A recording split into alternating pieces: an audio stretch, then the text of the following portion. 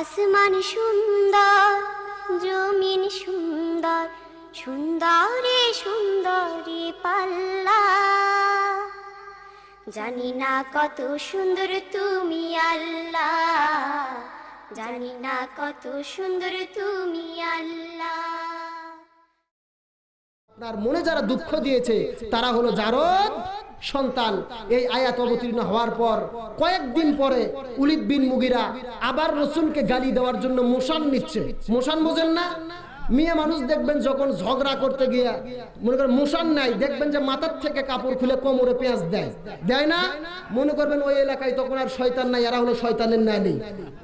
বুঝেন নাই? এইরকম মোশান দিচ্ছে। উলিদ বিন মুগিরা আবার মোশান নিচ্ছেন আমার রসুলকে গালি দেওয়ার জন্য। এমন সময় আল্লাহ রাব্বুল আলামিনের যে আয়াতটি অবতীর্ণ করেছেন, আমার রসুল ওই আয়াতটি শুনিয়ে দিলেন, উতুল্লিম বাদা যালিকা জানিম। এই কথা যেই বলেছেন সঙ্গে সঙ্গে উলিদ বিন মুগিরা মারছে দৌড়। উলিদ বিন মুগিরা কি করছে? মারছে দৌড়। তার কারণ হচ্ছে তারা আরবি বোঝে। কি বোঝেন? আরবি বোঝে। আরবির অর্থ কি তারা কিন্তু বোঝে। আমরা কি বুঝি? আমরা কিন্তু বুঝি না। আমরা আরবি বুঝি না, কিন্তু বাংলা বুঝি। গত বছর এক ইফতার মাহফিলে আমাকে দাওয়াত দিলেন। ইফতার মাহফিলে যাই দেখি 15 প্রকার আইটেম নিয়ে ইফতারের প্লেট সাজিয়ে আছে। আমি গেলাম ইফতার পার্টিতে, গিয়ে বলতেছে হুজুর একটু ভালো করে দোয়া করবেন।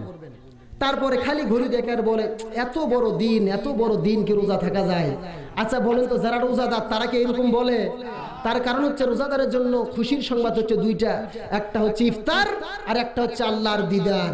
সেই ইফতারের সময় যতই কষ্ট হোক প্রকৃত রোজাদাররা কিন্তু বলে না যে এত বড় দিন কি রোজা থাকা যায়। আমি খোঁজ নিয়ে দেখলাম এক শয়তান রোজা নেই, কিন্তু বলতেছে যে হুজুর ভালো করে দোয়া করবেন। আচ্ছা এখন বলেন তো, যারা রোজা নাই তাদের পক্ষে কি কোরআনে কোনো দোয়া আছে? আমি চিন্তা করলাম বাংলায় এখানে দোয়া করলে হবে না, আরবিতে মার দেওয়া লাগবে। বুঝেন নাই? আরবিতে যত গদ্য আছে ভাই, বুঝলেন? বলা শুরু করলাম, ওরা শুধু না বুঝে বলতেছে আমিন আমিন আমিন। আমি মনে মনে চিন্তা করলাম, ওরে বাট পারেরা, বেশি জ্বালাস না, আলেম ওলামাদের বিরুদ্ধে লাগিস না। আলেম ওলামা যখন পারবে না বাংলায় তখন আরবিতে মার দিবি। কথা বলেন ঠিক কিনা? এর কারণ হলো একজন শয়তান শামসুর রহমান বলছিলেন যে ফজরের যখন মসজিদে আজান দেয় এটা আজান মনে হয় না, মনে হয় যে ব্যবসা আওয়াজ করতেছে। নাউজুবিল্লাহ বলেন। এই শয়তান মরার পরে সব আলেম ওলামা এক হয়ে গেল, যার জানাজায় কেউ যাবা না। সর্বশেষ পুলিশরা আসে বড় মসজিদের ইমামকে পায় নাই, মুয়াজ্জিনকে ধরে নিয়ে গেছে জানাজা করার জন্য। মুয়াজ্জিন জানাজা করার পর সব আলেম ওলামা গিয়ে বললেন তুমি কেন জানাজা করলা? মুয়াজ্জিন বলল ভাই কোনো সমস্যা নাই, পেশাব পায়খানা করে ওযু করি নাই, দোয়া ছাড়াই মার দিছি। কি বুঝলেন? এই জন্য যারা আলেম ওলামার বিরোধিতা করবেন বেঁচে থাকতে ইসলামের লাখ ছিটকাবেন, হুজুরকে দেখলে লাখ ছিটকান, আলেম ওলামার বিরুদ্ধে লাগেন। এইরকম যদি অবস্থা হয় আলেম ওলামা ঐক্যবদ্ধ হবে, আপনাদেরকে ওস্তাদের মার শেষাত্রে দেবে। কথা বলেন ঠিক কিনা? এই জন্য যখন বলেছেন উতুল্লিম বাদা যালিকা জানিম, তারা কিন্তু আরবি বুঝতে পারে। সঙ্গে সঙ্গে উলিদ বিন মুগিরা মারছে দৌড় মার কাছে। তার কারণ হলো সন্তান ভালো না মন্দ এটা বোঝে কে? আচ্ছা আপনার যে পাশে বসে আছে এটা আপনার সন্তান, এটা কি গ্যারান্টি দিয়ে বলতে পারবেন? এটা কি বলতে পারবে কে? মা। তার কারণ হলো বাবা আনন্দে মাতিয়া সাগরে ভাসাইয়া সেই যে চইলা যায় খবর লয় না, মায় ধরিয়া উদরে কত যতন করে, 10 মাস পরে পাই প্রসবের বেদনা, এমন দরদি ভাবে কেউ হবে না আমার মা গো। এই মা বোনদেরকে আজকে নষ্ট করার জন্য কিন্তু একটা পায়তারা চলতেছে। কথা বলেন ঠিক কিনা? স্বামী আসছেন এশার নামাজ পড়ে আসে, স্ত্রীকে বলতেছেন স্ত্রী গো ভাত দাও, ভাত খাবো। স্ত্রী বলতেছে স্বামী ধৈর্য মহৎ গুণ, একটু ধৈর্য ধরো, আধা ঘন্টা পরে খাবার দেবো। বলতেছে কেন আধ ঘন্টা পর খাওয়া? বলতেছে এখন স্টার জলসা নাটক চলতেছে, এই নাটক শেষ হলেই খাওয়া হবে। স্বামী ধৈর্য ধারণ করে ল্যাপের মধ্যে পা দিয়ে বলতেছে ইন্নাল্লাহ মাস সাবিরিন, ইন্নাল্লাহ মাস সাবিরিন। আধ ঘন্টা পর আবার আধ ঘন্টা পরে বলতেছে কই গো স্ত্রী এসো ভাত খাই। ভাত ঠান্ডা হয়ে গেল। স্ত্রী বলতেছে স্বামী ধৈর্য যখন ধরলাই আর আধ ঘন্টা ধৈর্য ধরো, এখন জি বাংলায় নাটক চলতেছে। বুঝেন নাই? স্ত্রী আবার স্বামী আবার ল্যাপের মধ্যে ঢুকে বলতেছে ইন্নাল্লাহ মাস সাবিরিন, ইন্নাল্লাহ মাস সাবিরিন। আপনাদেরকে জিজ্ঞাসা করি, স্ত্রী যখন স্টার জলসা জি বাংলা নাটক দেখে, এমন সময় স্বামী যদি ল্যাপের মধ্যে ইন্নাল্লাহ মাস সাবিরিন বলে, এই ধৈর্যশীলের সঙ্গে আল্লাহ আছে না শয়তান আছে? এই যে স্টার জলসা জি বাংলা, ভারত আমাদের যুব সমাজদেরকে ইয়াবা আর ফেন্সিডিল দিয়ে নষ্ট করে ফেলছেন, আর আমার মা বোনদেরকে রাজত্ব করে নেওয়ার জন্য এই জি বাংলা আর স্টার জলসা নাটক দিয়ে আমার মা বোনদেরকে হিন্দুত্ববাদী সংস্কৃতি ঢুকে দিচ্ছেন। কথা বলেন ঠিক কিনা? দেখবেন এই সমস্ত ম্যানমারানি নাটকের মধ্যে কোনো শিকার নাই, খালি দেখবেন যে শাশুড়ি যা, তারপরে হচ্ছে শাশুড়ি ছেলের বউ, কিভাবে গন্ডগোল হবে, কিভাবে ক্লিক বাজানো যায়, এইগুলোই কিন্তু নাটকের শিক্ষা। বোঝেন নাই? কোন ছেলে মানুষ এই সমস্ত নাটক দেখে না, এই সমস্ত ম্যানমারানি নাটক ছেলে মানুষ দেখতেও পারে না, দেখলে ঘুম ধরবে। কথা বলেন ঠিক কিনা? আর 2-4 জন যদি দেখে তাহলে ভাববেন যে এর মধ্যে হিজড়ের স্বভাব আছে। বুঝেন নাই? ছেলে মানুষের জন্য এই সমস্ত নাটক না, ছেলে মানুষের নাটক হবে অন্যরকম। কথা বলেন ঠিক কিনা? এই জন্য আজকে আমাদেরকে ধৈর্য ধারণ করতে হবে। কোথায়? আপনার ছেলে সাঁতার জানে না, পুকুরের মধ্যে পড়ে পানি খেয়ে হাবুডুবু খাচ্ছে, আপনি পারে দাঁড়িয়ে যদি বলেন ইন্নাল্লাহা মা'আস সাবিরিন, ইন্নাল্লাহা মা'আস সাবিরিন, ধৈর্য ধরেন, 2 মিনিট পরে আপনার বাচ্চা পাবেন, কিন্তু জেতা পাবেন না। কথা বলেন ঠিক কিনা? ঘরে আগুন লেগেছে, আপনি পানি দিয়ে নিবানো ছাড়া ইন্নাল্লাহা মা'আস সাবিরিন বলেন, কিছুক্ষণ পরে ঘর পাবেন, কিন্তু ঘরের টিন আর বারান্দার কিছুই থাকবে না। কথা বলেন ঠিক কিনা? এই জন্য সকল জায়গায় ধৈর্য ধারণ করা যাবে। আচ্ছা, আপনাদের কি কষ্ট হচ্ছে? আমাকে তো টেজে তুলেই দিয়েছেন 11টার পর। আপনাদের মধ্যে যদি 2 ঘন্টা আলোচনা করি, কষ্ট হবে আপনাদের? ইনশাআল্লাহ আজকের একটা পরিপূর্ণ আলোচনা আপনাদের মধ্যে করে বিদায় নেব ইনশাআল্লাহ। আপনারা সবাই সাথে আছেন তো? একটু আল্লাহ রাব্বুল আলামিনের কাছে 2 হাত তুলে দেখান, নারে তাকবীর, নারে তাকবীর, হাত নামান। এই জন্য ওলীদ বিন মুগিরা মারছে দৌড় মায়ের কাছে, তার কারণ হলো মাই কিন্তু জানে সন্তান ভালো না মন্দ। কথা বলেন ঠিক কিনা? ওলীদ বিন মুগিরা মার কাছে গিয়ে বলছেন উতুল্লিম বাদা জালিকা জানিম। তার মাও কিন্তু আরবি বোঝে, তার কারণ হচ্ছে সৌদি আরবের ভাষা হলো আরবি। যখন বলছেন মা আমি নাকি জারদ সন্তান, তখন তার মা বলছেন বাবা এতদিন পরে তোরে গোপন খবর কে জানালো? এতদিন পরে যে এই খবরটি জানিয়েছেন সে কোনো সাধারণ মানুষ নয়, সে সত্যই কোনো পয়গম্বর হবে। তখন ওলীদ বিন মুগিরা বলে মা থামো, তোমার পয়গম্বর, আগে সত্য ঘটনা বলো কি হয়েছে। তখন ওলীদ বিন মুগিরার মা বললেন বাবা তোর বাবা ব্যবসার কাজে বাইরে গেছে, আর বাড়ি ফিরে না। আমি তখন যুবতী ছিলাম, সেই যে ব্যবসার কাজে চলে গেল, শুধু চিঠি পাঠায় আর বলে ব্যবসায় লাভ হচ্ছে, কয়েকটা দিন পরে আসব। আমি যুবতী ছিলাম, আমি সহ্য করতে পারছিলাম না, আমার মধ্যে কাম ভাব জাগ্রত হয়। বাড়িতে একজন কামের লোক ছিল, কাজের লোককে দেখে আমার মনের মধ্যে ভালোবাসা জাগ্রত হয়। এক পর্যায়ে তার আর আমার মধ্যে ভালোবাসা মহব্বত সৃষ্টি করে মিলন ঘটায়। সেই মাধ্যমে তুই পৃথিবীতে এসেছিস, আসলে তুই জারদ সন্তান। আজকেও যারা স্বামী স্ত্রীকে রেখে মালা শিয়া গেছে, বুঝেন নাই?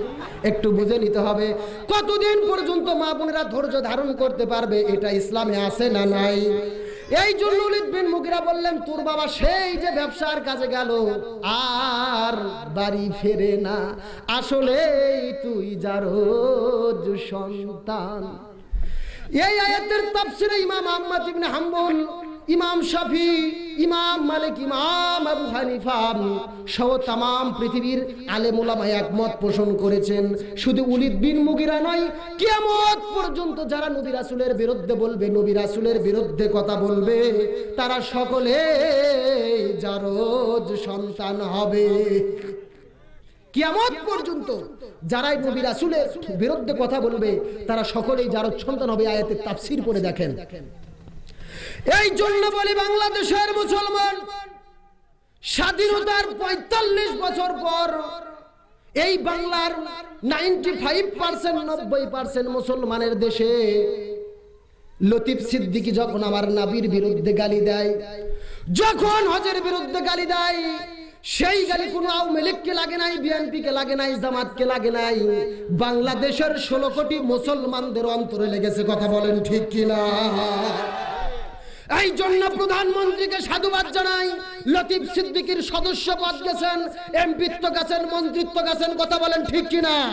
এখানেই শেষ নয়, এই শয়তানকে বাইতুল মুকাররমের উত্তর গেটে জিহ্বা টানে ছিঁড়ে ফাঁসির কাস্টে শাস্তি দেওয়ার মাধ্যমে প্রমাণ করতে হবে বাংলাদেশের সরকার ইসলামের পক্ষের সরকার। কথা বলেন ঠিক কিনা? আজকে এক লতিফ সিদ্দিকে শাস্তি দিয়ে দেখেন, পৃথিবীর সমস্ত নাস্তিকেরা, বাংলাদেশের নাস্তিকেরা এমনিতেই ভালো হয়ে যাবে। কথা বলেন ঠিক কিনা? এই জন্য আল্লাহ রাসূল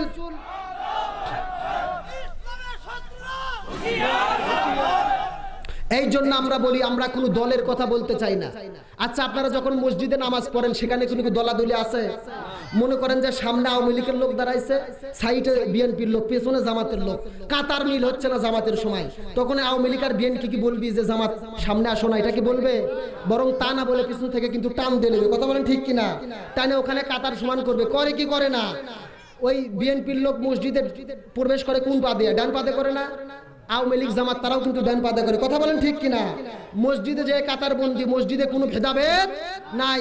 এসপি বলেন, দারোয়া বলেন, এসপি সামনে কাতারে দাঁড়াইছে, পেছনে দাঁড়িয়ে আছে দারোয়ান, দেখছেন জামাতের কাতার মিল হচ্ছে না, তখন এসপি দারোয়ানকে বলে আয় আয় সামনে আয়।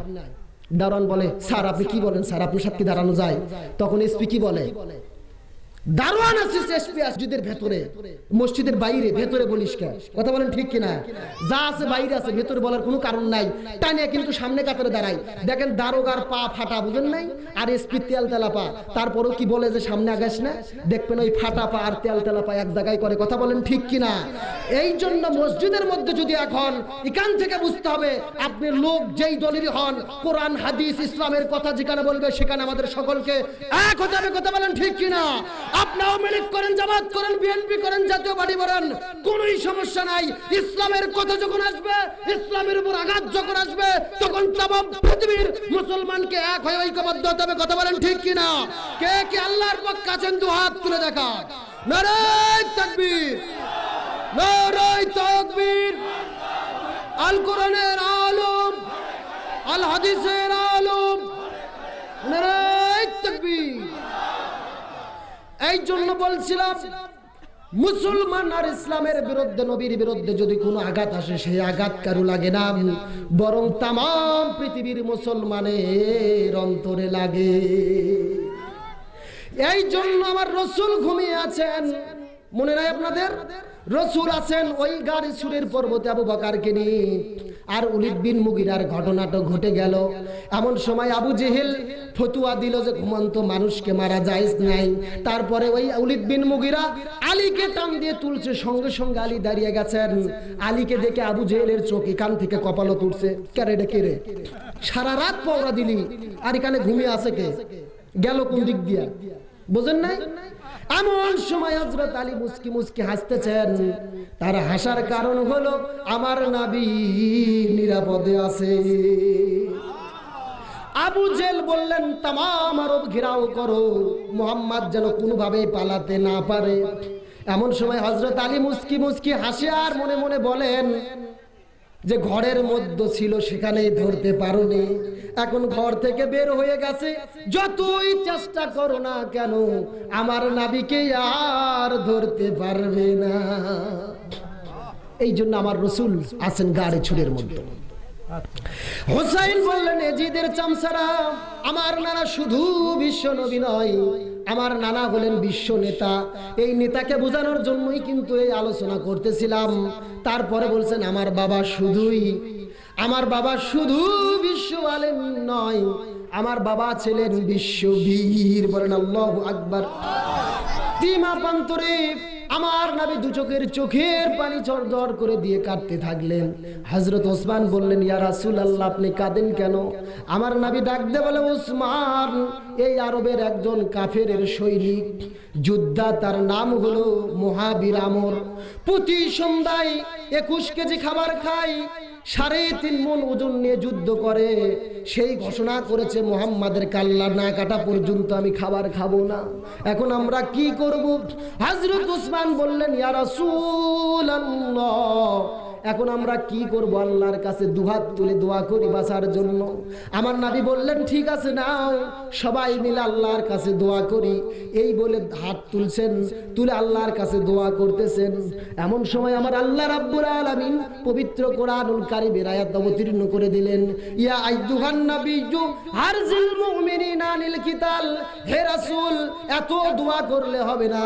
এই দুহাতটুকু শুধু আপনাদেরকে দোয়া করার জন্য দেই নাই, এই দুহাত দিয়ে বাতিলের টুটিকে চেপে ধরতে হবে। বলেন মারহাবা। খালি দোয়া করলে হবে না, দোয়া দেখি সব হয়? বলেন কত দোয়া হচ্ছে, খালি দোয়া দেই যদি সব হইতো তাহলে তো হয়েই যাইতো। কথা বলেন ঠিক কিনা? এই জন্য আল্লাহ রাব্বুল আলামিন বললেন, রাসূল খালি দোয়া করলে হবে না, এই হাত দিয়ে বাতিলের টুটি চেপে ধরতে হবে।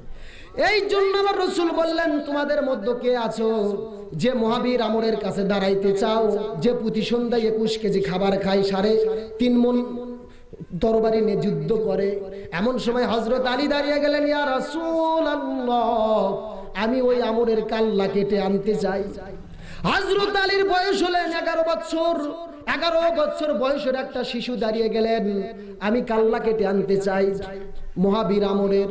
আমার রাসূল ডাকতে বলে, আলী তুমি ছোট্ট ছেলে, তুমি পারবে না।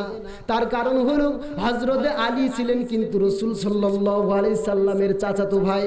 আমার নবী যখন পৃথিবীতে আগমন করেন, এমন একটা সময় ছিল তার কেউ ছিল না, দাদাও চলে গেছেন, সেই আবু তালেবের কাছেই কিন্তু তিনি লালিত পালিত হয়েছেন। সেই চাচাতো ভাইকে তিনি কিভাবে জিহাদের ময়দানে পাঠিয়ে দিবেন? রাসূল সাল্লাল্লাহু আলাইহি সাল্লাম বললেন, আলী তোমার তো বয়স কম, 11 বছর বয়স, তোমাকে যদি আমি তার সামনে পাঠিয়ে দিই, সমস্ত কাফির মুশরিক কুরাইশরা হাসতে থাকবে যে মুসলমানদের মধ্যে বয়স্ক কোনো লোক নাই, শিশুকে পাঠিয়েছে। হযরত আলীকে বললেন, রাসূল আমি তোমার দায়িত্ব নিয়েছি, আমার চাচার কাছ থেকে তোমাকে পাঠাতে পারি না, আমি তোমাকে অনেক ভালোবাসি। হযরত আলী বললেন, ইয়া রাসূলুল্লাহ, আপনি আমাকে যেরকম ভালোবাসেন আমিও সেরকম আপনাকে বেশি ভালোবাসি। আর আপনার ভালোবাসার কারণে শুধু এক মহাবীর আমর নয়, এই তামাম পৃথিবীর বাতিলের কাল্লাকে আমি কেটে দিতে চাই, আপনি শুধু আমাকে হুকুম দেন। এই কথা শোনার পরে আমার রাসূল হযরত আলীকে হুকুম দেওয়ার জন্য বললেন, ওসমান তোমার কাছে কি কোনো চাকু আছে, ছুরি আছে, তরোয়াল আছে? হযরত ওসমান বললেন, ইয়া রাসূলুল্লাহ, আমার কাছে তো কোনো তরবারি নাই, কিন্তু একটা ছুরি আছে, যেই ছুরি দিয়ে বছর শেষে ঈদের সময় আমরা পশু জবে করি। 27 ইঞ্চি একটা ছুরি, জঙ্গার ধরে আছে। আমার রাসূল বললেন, ওসমান সেটাই তুমি বার করে নিয়ে এসো। আল্লাহর উপর ভরসা করে ওই 27 ইঞ্চি তরবারি হযরত আলীর কাছে নিয়ে আসা হলো। হযরত আলী তরবারিটা হাতে নিয়ে দৌড়ানো শুরু করলেন। আমার নবী ডাক দিয়ে বললেন, আলী তুমি এত দৌড়াও কেন? হযরত আলী বলে, ইয়া রাসূলুল্লাহ, অনেকক্ষণ পূর্বে মহাবীর আমর আগমন করেছেন, আমাদের এই এলাকার মধ্যে ঢোকার আগে আমি তার কাল্লাকে আলাদা করতে চাই। এই কথা বলে ওই তরবারি নিয়ে দৌড়ানো শুরু করেছেন। চিৎকার দিয়ে বলেন মারহাবা। আমার রাসূল গাড়ি সুরের মধ্যে আছেন, হযরত আলী তরবারি নিয়ে দৌড়াচ্ছেন। মনে রাখতে হবে কিন্তু, মনে নাই আপনাদের? আপনারা কি বেজার হচ্ছেন নাকি? কি শেষ করে দেব? হুসাইন বললেন, ও ইয়াজিদের লোকেরা, আমার মা শুধু খাতুনে জান্নাত নয়, আমার মা হলেন ফাতেমাতুজ জোহরা। এখন আপনাদেরকে বলি তো, মা বোনদের আলোচনা করতে হবে না? অনেক মা বোন আসছেন আমি শুনছি, এখন তাদের আলোচনা করতে হবে, তারপরে ইনশাআল্লাহ আমাদের বাদ বাকি আলোচনা এগিয়ে নেব। আচ্ছা এখন বলেন তো, এই যে বললেন আমার মা হলেন ফাতেমাতুজ জোহরা, জোহরা অর্থ কি বলেন তো? জানেন কি আপনারা? জানেন না? এই জোহরার আলোচনা যদি করি তাহলে আমার মা বোনদের আলোচনা হয়ে যাবে।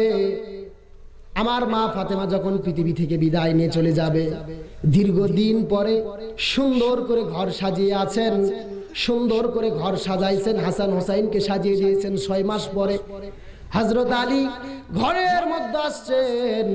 মা ফাতেমা তার সন্তানদেরকে বললেন, তোমরা একটু বের হয়ে যাও। সন্তান দুটো মুস্কি মুস্কি হাসতেছেন। এখন আমি আপনাদেরকে বলি, পিতা যদি ঘরের মধ্যে আসে আর মা যদি সন্তানদেরকে বের হয়ে যেতে বলে, তাহলে সন্তানরা বোঝে কি বোঝে না? কি বোঝে? বোঝার কিন্তু একটা বয়স আছে। কিতাবের মধ্যে আসছে, মাসলার কিতাবের মধ্যে 1 থেকে 18 মাস বয়স পর্যন্ত আপনি সন্তানের সামনে স্বামী স্ত্রীর হালাল মহাব্বত করেন, কোনো সমস্যা নেই। তার কারণ তারা দেখতে পারবে কিন্তু বুঝতে পারবে না। কিন্তু 18 মাস যখন পার হয়ে যাবে, 2 বছর বয়স পার হয়ে যাবে, তখন তারা শুধু দেখতে পারবে না, বুঝতেও পারবে। বোঝেন নাই? তারা কিন্তু বাইরে এসে এক সময় বলতেও পারে যে আব্বা তাই মাছ চাপে ধরছিল। হাসার জন্য বলি নাই বান্দারা, শুনেন, এই বাংলাদেশে ইসলাম থাকার না থাকার জন্য আজকে 12 তারিখ, মনে হয় 13 তারিখ পড়ে গেছেন, এই যে 14 তারিখ কালকের পরের দিন বিশ্ব ভ্যালেন্টাইন ডের নামে আপনার পার্কে বলেন, কলেজে বলেন, রাস্তায় বলেন, ঘাটে বলেন, এই যে মা বোনেরা জোড়ায় জোড়ায় বসে যাবেন, কথা বলেন ঠিক কিনা? যেখানে ইসলাম হালাল মহব্বত সন্তানের কাছে করার বৈধ দেয় নাই, সেখানে এই সমস্ত শয়তানদেরকে রাস্তাঘাটে, কলেজ, ভার্সিটিতে ভালোবাসার অধিকার কে দিয়েছে এটা জানার বিষয় আছে না নাই? এই সমস্ত চলেন বেহায়া কুত্তার মতো, দেখেন না কাতি মাসে কুত্তা যখন প্রেম করে যতই ছেঁচে করেন কোনোভাবেই তারা সরে না, কথা বলেন ঠিক কিনা? এই কাতি মাসে কুত্তাও যা, এই সমস্ত বেহায়াই তাই, কথা বলেন ঠিক কিনা? এদেরকে ভালোবাসার অধিকার কে দিল যেখানে ইসলাম সন্তানের সামনে হালাল মহব্বত করার কোনো অধিকার দেয় না? এই জন্য আমার মা ফাতেমা ঘরের মধ্যে আছেন, সন্তানদেরকে বললেন তোমরা একটু ঘর থেকে বের হয়ে যাও। সঙ্গে সঙ্গে চলে গেলেন। হযরত আলী ঘরের মধ্যে আসলেন, ঘরের মধ্যে এসে মুস্কি মুস্কি হাসতেছেন। এমন সময় মা ফাতেমা বলে, স্বামী গো আর হাসবেন না, আজকে এই গভীর রাত্রে মা ফাতেমার বিদায় হবে। মা ফাতেমা বললেন, স্বামী গভীর রাত্রে মা ফাতেমার বিদায় হবে।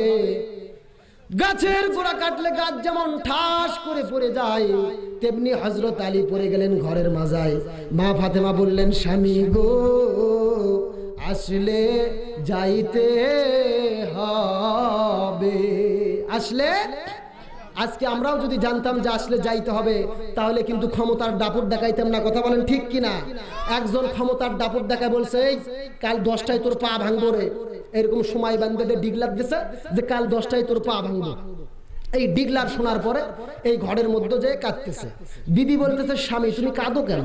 বলতেছে, কাদার কারণ হচ্ছে সকাল 10টা। কাদার কারণ কি? সকাল 10টা। বল সকাল 10টা মানে? বলছে যে অমুক ওই লোক আমাকে ডিগলার দিচ্ছে, সকাল 10টায় আমার পা ভাঙবে। স্ত্রী বলতেছে, দেশত কি বিচার নাই? চেয়ারম্যানক যায় বিচার দাও। তখন মুস্কি মুস্কি হাসতেছে স্বামী, বলতেছে বিচার দেবো কার কাছে? যে আমাকে ডিগলার দিচ্ছে হচ্ছে চেয়ারম্যানের চামচা। চামচা বোঝেন না? দেখো এখন বিচার দেবো কার কাছে?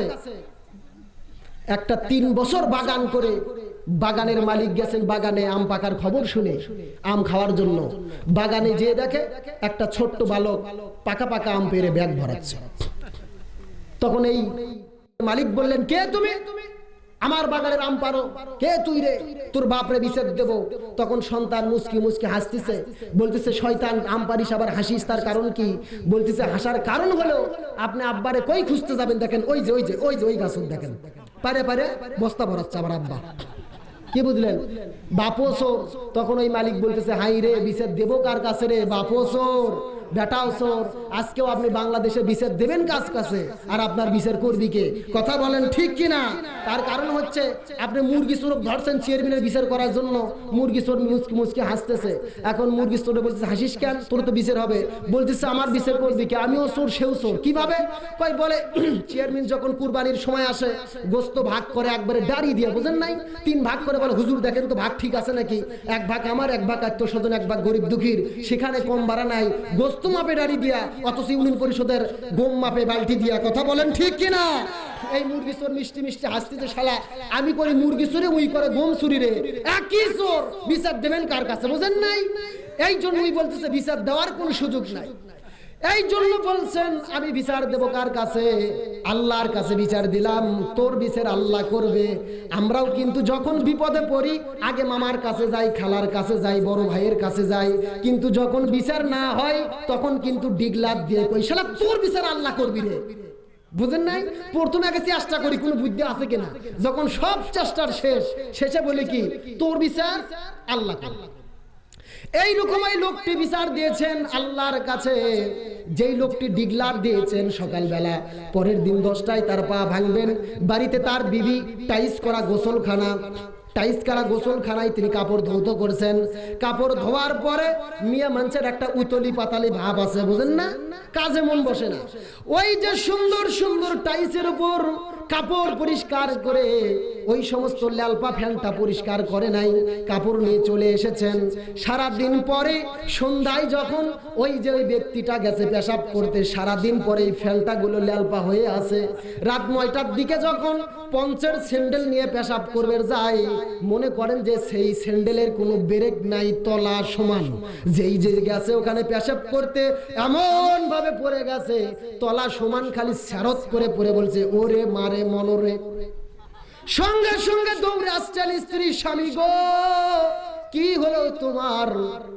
ওই আশা বলছে স্ত্রী গো আমার মাজা নাই, মাজা গেছে। সঙ্গে সঙ্গে ফোন দিয়েছে, কোথায়? আমাদের অ্যাম্বুলেন্স, দৌড়ে আসেন, আমার হাজবেন্ড, আমার স্বামী তো পৃথিবী থেকে বিদায় নিয়ে চলে গেল। এমন সময় অ্যাম্বুলেন্স দৌড়ে দৌড়ে আসতেছে, সররে বাবারে মনরে, সররে বাবারে মনরে সিগন্যাল দিতে দিতে। এমন সময় যখন দৌড়ে আসতেছেন, যেই ব্যক্তিকে ডিগলাপ দিয়েছেন সকাল 10টায় পা ভাঙবেন, ওই ব্যক্তি চিন্তা করলেন বাড়ির মধ্যে কার কোন সমস্যা হলো, গ্রামে দেখা দরকার আছে না নাই, ইসলামে খোঁজ খবর নেওয়ার দরকার আছে না নাই। ওই চিন্তা করলেন যে যাই একটু দেখে আসি কার কি হলো। সুন্দর করে আস্তে আস্তে যায়, দেখে যে ব্যক্তি ডিগলাপ দিয়েছে সকাল 10টায় পা ভাঙবে, ওই বাড়ির দরজায় অ্যাম্বুলেন্স কাজ করে শান করে তক্তা যেরকম তুলে তক্তার মতো তাকে কাজ করে তুলছে। জানালা দিয়ে ভুলকি দিয়া বলে, ভাই সকাল 10টা বাজতে অনেক দেরি। ওই বলে, ভাই আমি ভুল করেছি, তোমাকে সময় বান্দা দিয়া আজকেও যারা 21 সাল 41 সাল ক্ষমতা বান্দা দিয়ে থাকবে আর চান, জানি না আল্লাহ কোথায় লালপা করে রাখছে। আল্লাহ চাইলে এমন ভাবে পড়া পড়বেন বেরেকে ধরার সময় পাবেন না। এই জন্য হযরত ফাতেমা বললেন, স্বামী গো আসলে যাইতে হবে। আমরা যদি এই কবরের কথা চিন্তা করতাম, এই যাওয়ার কথা চিন্তা করতাম, তাহলে কিন্তু আর এত অন্যায় অপকর্ম করা সম্ভব হতো না। কথা বলেন ঠিক কিনা? আমরা যদি এই কবরের কথা, কোনো কিছু করার প্রয়োজন নাই, শুধু এটা যদি চিন্তা করতাম যে কবরে যাইতে হবে, সেই গোরস্থানের উদ্যোগে কিন্তু আজকের মাহফিল, যে কবরে যাইতে হবে, এই চিন্তা করলে আমরা ক্ষমতার দাপট দেখাইতাম না। কথা বলেন ঠিক কিনা? টাকা হয়েছে, পয়সা হয়েছে, 10 তলা বিল্ডিং করে এখন আর সিঁড়িতে ওঠে না, লিফটে চড়ে। লিফট বুঝেন না? এর ভাই যে টার্গেট লাইট মারকে, এই যে টার্গেট লাইট মারতেছে পেছন থেকে লক্ষ্য করে দেখবেন, অবশ্যই টার্গেট লাইট যে মারতেছে এটা কিন্তু এর দোষ না, আর মায়েরও দোষ আছে, বুঝেন নাই? ইমাম গাজ্জালি বলছেন, একটু মনোযোগ দিয়ে শুনেন। ইমাম গাজ্জালি বলছেন যে সন্তান পেটে থাকা অবস্থায় মা বোনেরা যদি পর্দা করে থাকে, মা বোনেরা যদি নামাজ পড়ে, এর পেটে যেই সন্তান আল্লাহ তাআলা দান করবেন, এই সন্তানটিও নামাজি হবে। তার কারণ হলো মা যখন সিজদায় যায়, পেটে যে সন্তানটা আছে, সন্তানটি ভাঁজ হয় না, রুকুতে যায়, সিজদায় যায়, সন্তানও নামাজের ট্রেনিং পায়। সন্তান পেটে থাকা অবস্থায় মা যখন কোরআন তিলাওয়াত করেন, এই সন্তানটিরও কোরআনের প্রতি মহব্বত তৈরি হয়।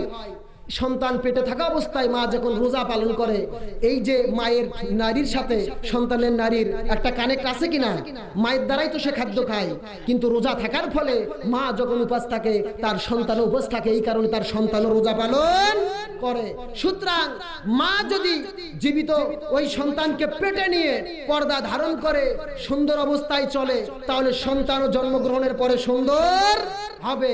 আর যদি পেটে সন্তান নিয়ে ওই যে আপনার জিটিভি আর স্টার জলসা, আর যদি এই পাড়া ওই পাড়া, মনে করেন যে বিবিসির সাংবাদিক বোঝেন না, খালি টুটো কোম্পানির ম্যানেজারের লাগান এই পাড়া ওই পাড়া ঘরে, এই সমস্ত সন্তানেরও কিন্তু একটা ঘরণী ব্যারাম থাকে। কথা বলেন ঠিক কিনা?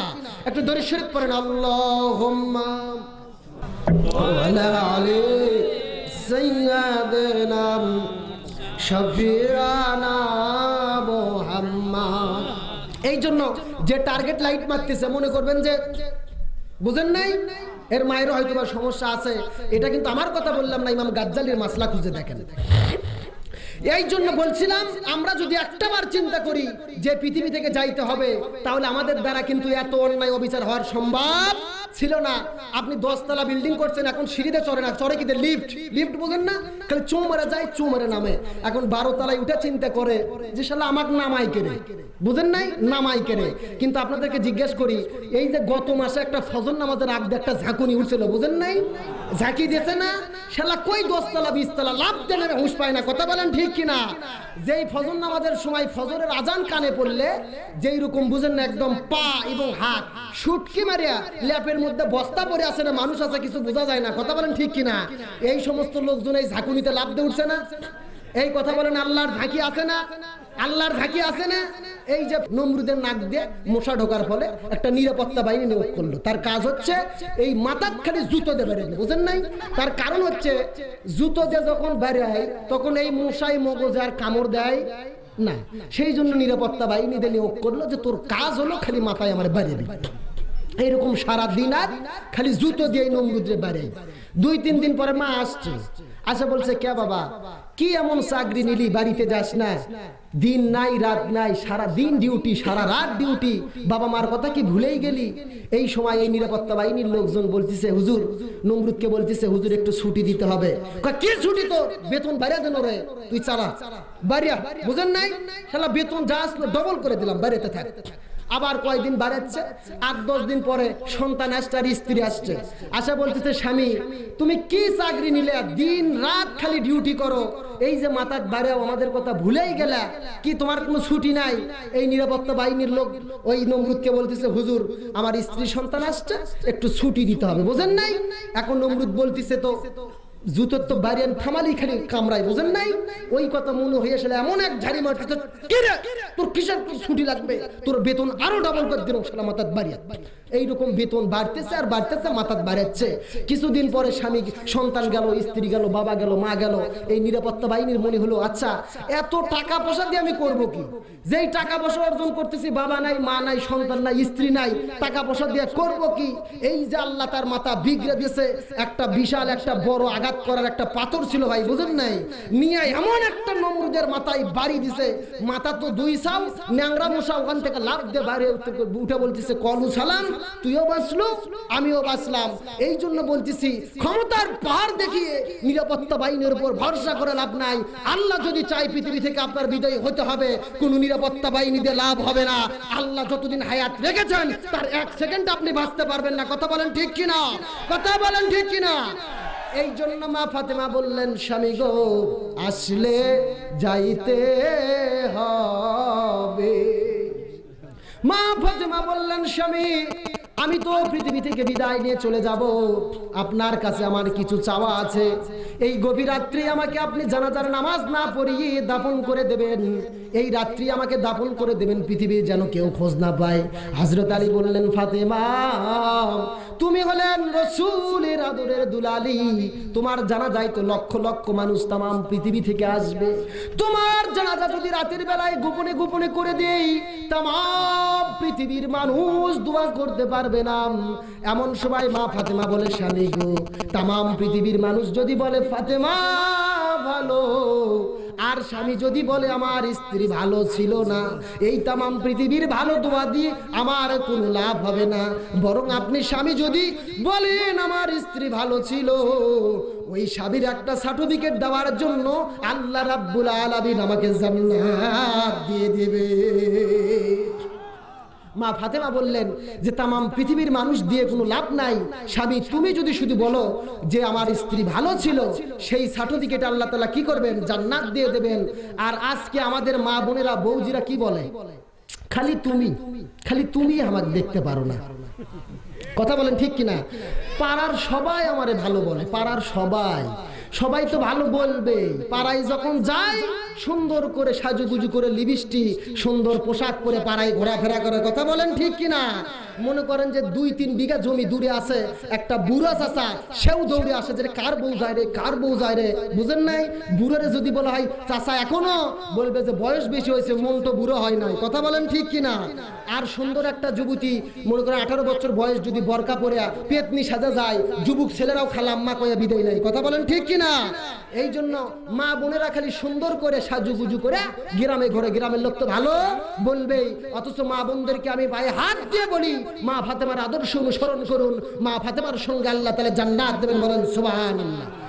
এই জন্য মা ফাতেমা বললেন, স্বামী গো, তাম পৃথিবীর মানুষ যদি ভালো বলে আর আপনি যদি আমাকে খারাপ বলেন, আমার কোনো লাভ হবে না। অতএব তাম পৃথিবীর কোনো প্রয়োজন নাই, আপনি শুধু আপনি আমার জন্য দোয়া করবেন। এই বলে মা ফাতেমার কাছে চাইলেন, আর আপনি আমার জন্য সুন্দর করে একটা কবর খুঁড়বেন। হযরত আলী আবু যরকে কবর খোঁড়ার জন্য বললেন। আবু যর কবর খুঁড়তে গেলেন সেই জান্নাতুল বাকিতে। কোথায় গেলেন? জান্নাতুল বাকিতে। জান্নাতুল বাকিতে, জান্নাতুল বাকির পূর্ব কোণায় আল্লাহ রাব্বুল আলামিন একটা সবুজ রঙের বাতি ঝুলিয়ে দিয়েছেন, যেই বাতির সঙ্গে কোনো তার নাই, কোনো কিছু ঝুলানো নাই, এমনিতেই শূন্যের উপর ঝুলে আছে। চিৎকার দিয়ে বলেন মারহাবা। সুন্দরভাবে এই সবুজ রঙের বাতি ঝুলিয়ে আছেন। হযরত আলী বললেন, আবু যর একটু কবর কর। আবু যর কবর করতে চলে গেলেন। কবর করতে করতে বললেন, কবর খবরদার বেয়াদবি করবি না, এই কবরের মধ্যে আজকে আসবে আমার নবীর আদরের মা ফাতেমা। বলেন আল্লাহু আকবার। আমার নবীর আদরের মা হযরত ফাতেমা কিন্তু নবীর সন্তান হয়, কিন্তু বললেন এই কবরের মধ্যে আসবে আমার আদরের মা ফাতেমা। তার কারণ হলো, একদিন মসজিদুন নববীতে আমার রাসূল বর্ণনা করতে গিয়ে বলেন, সাহাবীরা রে, এই পৃথিবীতে আল্লাহ তাআলা আমাকে 3টা মা দান করেছেন। সাহাবায়ে কিরাম বললেন, ইয়া রাসূলুল্লাহ, আপনার একজন মা হলেন আমেনা, আর একজন মা হলেন দুধমা হালিমা, কিন্তু 3 নম্বর মা আপনার কে? আমার রাসূল বললেন, আমার আদরের মা হলো ফাতেমা। আমি যখন তায়েফের ময়দানে কাফেরদের কাছে দ্বীনের দাওয়াত নিয়ে গেছি, কাফেররা আমাকে রক্তাক্ত করেছে, পাথর মেরেছে, আমার পুরো শরীর রক্তাক্ত হয়ে গেছে। আমাকে এমন বেহুশ অবস্থায় যখন ঘরে নিয়ে আসা হয়েছে, আমার 4 কন্যার মধ্যে রোকেয়া কুলসুম, তারা সবাই বলতেছে, বাবা তোমার ওই তায়েফে যাওয়ার কি দরকার ছিল, তোমার ওখানে যাওয়ার কি দরকার ছিল? আমি তখন ঘরের মধ্যে ছিলাম, জানালা দিয়ে দেখি আমার মা ফাতেমা আল্লাহর কাছে ফরিয়াদ করে বলে, আল্লাহ তোমার তো বাবা নাই, মা নাই, আর আমার বাবার মা বাবা ইতিম হয়ে আছে। আমার বাবার জন্মের আগেই বাবা মারা গেছেন, আর শিশুকালে মা মারা গেছেন। ও আল্লাহ, তোমার বাবা নাই, মা নাই, তুমি মার বাবার দয়া কি বুঝবা? আমার রাসূল বলেন, আমি জানালা দিয়ে দরজাতে দেখি, বলি, ও ফাতেমা, আল্লাহর সঙ্গে বেয়াদবি করতে হয় না মা, আল্লাহকে এমন ভাবে বলতে হয় না। মা ফাতেমা বলে, বাবা গো,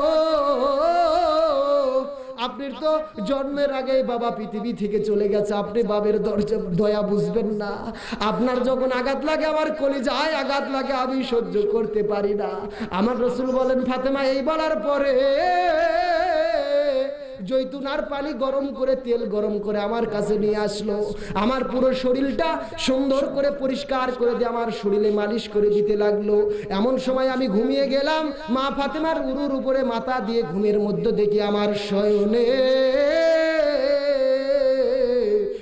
এসেছেন আমার মা আমেনা। বলেন মারহাবা। আমি ঘুমের মধ্যে দেখলাম মা আমেনা চলে এসেছেন।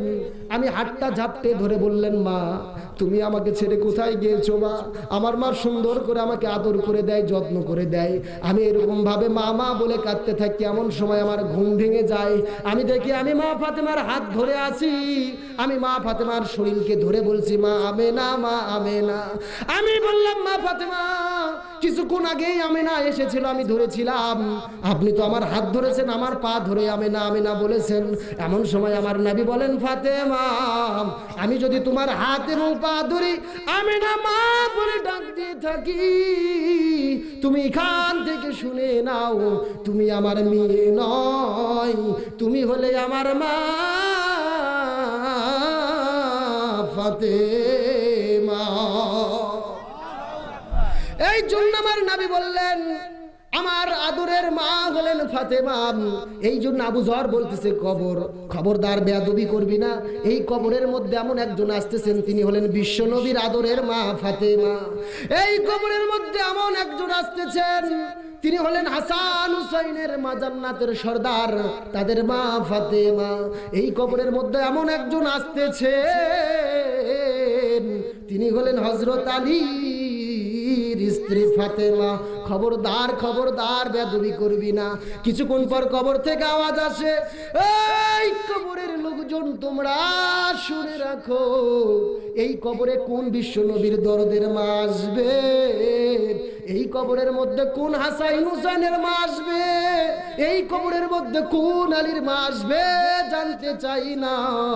আমি মা ফাতেমা কে চিনি না, আমি হাসান হুসাইনের মা কে চিনি না, আমি বিশ্ব নবীর আদরের মা কে চিনি না। আমুল যদি ভালো হয় এই কবর আমি জান্নাতের টুকরা হয়ে যাব, আর আমুল যদি খারাপ হয় এই কবরকে সাবধান করে কোনো লাভ হবে না। সেই কবরের কথা চিন্তা করেন। কত মানুষ পৃথিবী থেকে বিদায় নিয়ে চলে গেছে, কত মানুষকে বিদায় নিতে দেখলাম, কত মানুষের কবরে আমরা গিয়েছি এই দুহাত দিয়ে, কত মানুষকে মাটি দিয়েছি। আমরাও কিন্তু একদিন পৃথিবী থেকে চলে যাব।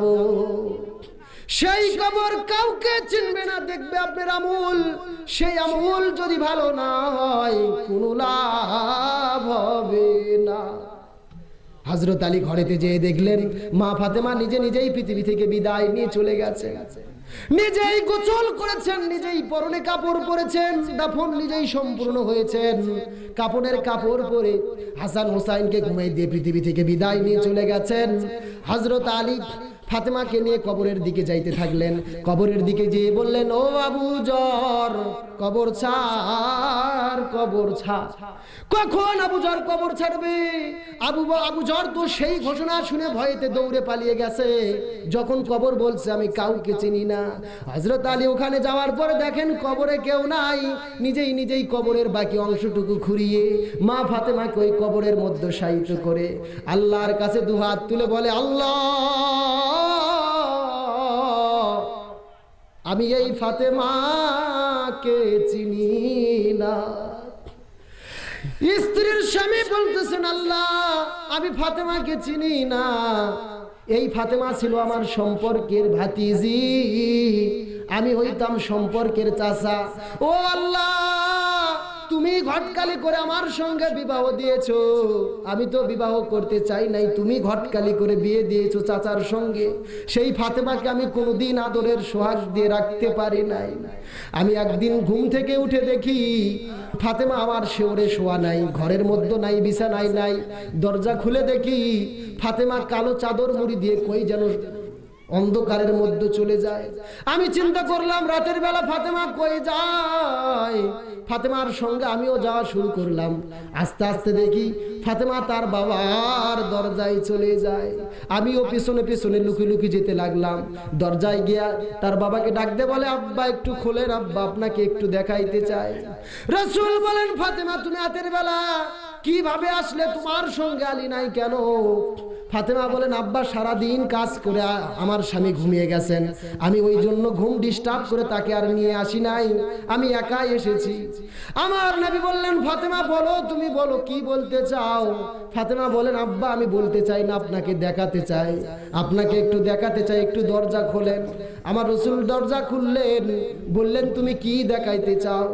আমার মা ফাতেমা দুহাত এমন ভাবে দেখাইতে লাগলেন, দেখেন তার হাতের মধ্যে কোনো চামড়া নাই, সমস্ত চামড়া উঠে গেছে, দু হাতের মধ্যে শুধু রক্তাক্ত গোস্ত, রক্তাক্ত গোস্ত তার দু হাতের মধ্যে। আমার নবীকে বললেন, বাবা এই হাতের মধ্যে দেখেন আমার হাতে কিছু নাই, আজকে আমি আটা ডলতে গিয়ে আমার হাতে রক্ত দিয়ে আটাটা ভিজে গেছে, আমি কিছুই করতে পারি নাই।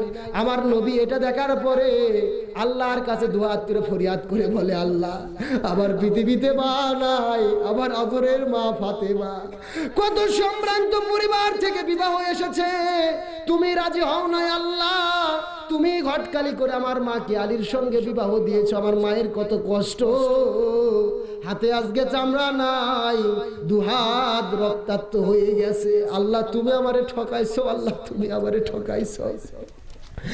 এইরকম ভাবে আমার রাসূল যখন দু চোখের পানি ফেলে কাঁদতে থাকেন, সঙ্গে সঙ্গে মা ফাতেমা ঘর থেকে বের হয়ে যায়। রাসূল বলেন, ফাতেমা তুমি বের হয়ে যাও কেন? ফাতেমা বলে, আব্বা গো, আপনি বলেছেন এই পৃথিবীতে যদি আমি আল্লাহর পরে, আল্লাহ যদি এই পৃথিবীতে কাউকে আল্লাহর পরে আর কাউকে সিজদা দেওয়ার অনুমতি দিত, তাহলে তার স্বামীকে অনুমতি দিত। আমি সেই স্বামীকে এত ভক্তি করি, সেই স্বামীর বিরুদ্ধে আপনি আল্লাহর কাছে নালিশ করবেন, এটা আমি শুনতে চাই না। এমন মেয়ে আমি ফাতেমা নয়। আমার স্বামীর বিরুদ্ধে আপনি আল্লাহর কাছে অভিযোগ করেছেন, আমি শুনতে চাই না। আমার নবী আরো কান্নায় অস্থির হয়ে যাচ্ছেন, আল্লাহ আমার ফাতেমাকে তুমি কি বানিয়ে দিলে? এমন সময় আমার আল্লাহ ডাকতে বলে, রাসূল আপনি যেরকম তামাম পৃথিবীর আদর্শ, পৃথিবীর মডেল, সেই রকম আমি মা ফাতেমাকে গোটা পৃথিবীর মডেল হিসেবে প্রেরণ করেছি। চিৎকার দিয়ে বলেন সুবহানাল্লাহ। এখন আমি দেখতে পাচ্ছি আলোচনা শুনে আপনাদের অসংখ্য মানুষের চোখের কোণায় জল এসে গেছে মা ফাতেমার কথা শুনে, কবরের কথা শুনে। এই জন্য আমরা শুধু আলোচনা শুনতে চাই, কিন্তু আমল করা দরকার আছে না নাই? এই জন্য আমার রাসূল আবু বকরকে নিয়ে আসেন গাড়ে ছুঁড়ে, হযরত আলী 27 ইঞ্চি তরবারি নিয়ে দৌড়াচ্ছেন, মনে আছে না? হযরত আলী বললেন, ইয়া রাসূলুল্লাহ, মুহাবির আমর অনেকক্ষণ পূর্বে দৌড় দিয়েছেন, এই দিকে আসা শুরু করেছেন, আমি যদি না দৌড়াই তাহলে এই দিকে চলে আসবে। এই জন্য আমি দৌড়ে গিয়ে আমাদের এই জায়গার মধ্যে আসার আগেই তাকে খতম করতে চাই। এক দৌড়ে দৌড় দিয়ে চলে গেছেন মুহাবির আমরের কাছে। আমরের সামনে যায় একটা ওই যে 27 ইঞ্চি তরবারি, 27 ইঞ্চি তরবারি দিয়ে একটা দাগ দিয়ে দিয়েছেন। দাগ দিয়ে বলছেন, যদি এই শয়তানের পাঠা, কি বলছেন, এই কাফেরের পাঠা বাপের বেটা যদি হও, তাহলে এই আঁককে পেরিয়ে তুমি সামনের দিকে যাও। বুঝেন নাই কি বলছে? হযরত আলী মুহাবির আমরকে বললেন, এই যে টান দিয়ে বলছেন যে এই কাফেরের পাঠা যদি তুমি বাপের বেটা হও, তাহলে এই দাগকে পেরিয়ে সামনে যাও। এই কথা শুনে মুহাবির আমর বলে, কে রে পিসকে, কে রে? বুঝেন নাই? 11 বছরের বাচ্চা বলছে, এই পিসকে বাচ্চা কে রে? আমি 21 কেজি খাবার খাই, 3.5 মণ তরবারি নিয়ে যুদ্ধ করি, আর আমাকে বলে যে এই দাগ কে এড়িয়ে যায়? বুঝেন নাই? এই জন্য হুঙ্কার মারছে হযরত আলীকে মারার জন্য। কিন্তু হযরত আলী সাহায্য চেয়েছেন আল্লাহর কাছে। আল্লাহ রাব্বুল আলামিনের কাছে দু হাত তুলে বলেছেন, ইয়া রাব্বুল আলামিন, আপনার মনোনীত বান্দা আমাদের রাসূলকে হত্যা করার জন্য আমর আসছে। আমি সেই বাতিলের বিপক্ষে হকের পক্ষে এই 27 ইঞ্চি তরবারি নিয়ে এসেছি, আপনিই পারেন রক্ষা করতে। এই সাহায্য চাওয়ার পরে হযরত আলী ওই তরবারিটা নিয়ে ওই যে মুহাবির আমরের দিকে চেয়েছেন, ওই মুহাবির আমর 3.5 মণ ওজনের ওই যে তরবারিটা তুলেছেন 3.5 মণ ওজন। ওই 3.5 মণ তরবারি হযরত আলী দেখেন ওটা কোনো তরবারি নয়, ওটা হলেন কাঠের তক্তা। বলেন মারহাবা। 3.5 মণ তরবারিকে হযরত আলী দেখেন তক্তা। এখন আমি আপনাদেরকে বলি, আল্লাহ দেখাইতে পারে কি পারে না? আমার হযরত ইব্রাহিম আলাইহিস সালাম কি নমরুদ যখন আগুনের মধ্যে ফেলে দিয়েছেন, সবাই দেখেছেন অগ্নিকাণ্ডের মধ্যে আগুন, কিন্তু হযরত ইব্রাহিম আলাইহিস সালাম দেখেছেন ওটা আগুন নয়, জান্নাতের বাগান। বলেন সুবহানাল্লাহ। আল্লাহ দেখাইতে পারেন কি পারেন না? আল্লাহ রাব্বুল আলামিন যখন মুসাকে ফিরাউনের দল তাড়া করেছেন, সামনে দেখেছেন নীলনদ কিভাবে পার হবে, কিন্তু মুসা আলাইহিস সালাম তার সমস্ত দলবল নিয়ে দেখেছেন 12টি রাস্তা। আল্লাহ দেখাইতে পারেন কি পারেন না? সেই যে নীল নদীর মধ্য দিয়ে পার হয়ে চলে গেছেন। এই রকম আল্লাহ তাআলা কিন্তু দেখান, কিন্তু আপনাকে বের হতে হবে। হযরত আলী দেখলেন ওটা 3.5 মণ তরবারি নয়, ওটা হলেন কাঠের তক্তা।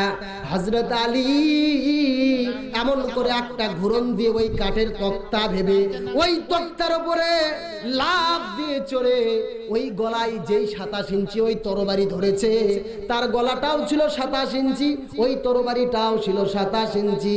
যখন ওই গলাতে তরবারিটা ধরেছে, সঙ্গে সঙ্গে মস্তক থেকে মাথাটা আলাদা হয়ে গেছে। বলেন মারহাবা। হযরত আলী বললেন, আমি মারিনি, আমি মারতে পারি না, আমি কিছু জানি না কিভাবে কি হলো, আমি তো মারিনি, মানে ধরতেই তো কেটে গেছে। এই রকম ভাবে দৌড়ে চলে যাচ্ছেন। রাসূল সাল্লাল্লাহু আলাইহি সাল্লাম সাহাবীদেরকে বললেন, হযরত আলীকে আল্লাহ রাব্বুল আলামিন সাহায্য করেছেন, সেটা তোমরা একদিন বুঝতে পারবা। এই রকম ভাবে খাইবারের দুর্গ যখন দখল করা সম্ভব হচ্ছিল না, হযরত আলী সেই জিহাদের ময়দানে চলে গেলেন। খাইবারের দুর্গের সেই দরজা ছিল মনে হয় 70 মণ ওজন। কত মণ ওজন? 70 মণ ওজন এই দরজা হাতের উপর নিয়েছেন। যখন 70 মণ ওজনের দরজা হাতের উপর নিয়েছেন, সঙ্গে সঙ্গে সমস্ত কাফের মুশরিকরা ভয়েতে মারছে দৌড়।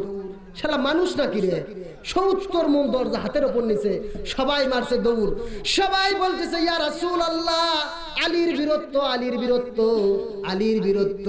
আমার নবী বলেন, কিভাবে আলীর বীরত্ব? বললেন, হযরত আলী 70 মণের দরজাটা হাতের উপর নিয়েছে, নিয়ে একবারে ফেলে দিয়েছে, 80 হাত দূরে গিয়ে পড়েছে। বলেন মারহাবা। আমার রাসূল হযরত আলীকে বললেন, আলী তাই নাকি, ঘটনা কি ঠিক? হযরত আলী বলতেছে, রাসূল কি বিশ্বাস হয় না? সব সাহাবী দেখছে 70 মণ দরজা আমি হাতে নিয়ে ফেলে দিছি, একদম 80 হাত দূরে চলে গেছে। রাসূল সাল্লাল্লাহু আলাইহি ওয়াসাল্লাম বললেন, ঘটনা কি ঠিক? আলী বললেন, কে রাসূল, আপনার কি বিশ্বাস হয় না? আমি কি নিয়ে আসবো?